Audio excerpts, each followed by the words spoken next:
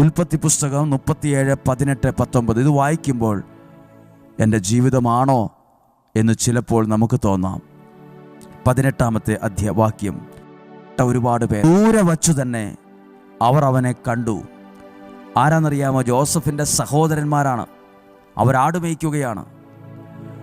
അവർക്ക് ക്ഷേമമാണോ എന്നറിയാൻ പിതാവ്, അപ്പൻ ജോസഫിനെ പറഞ്ഞു വിട്ടതാണ്.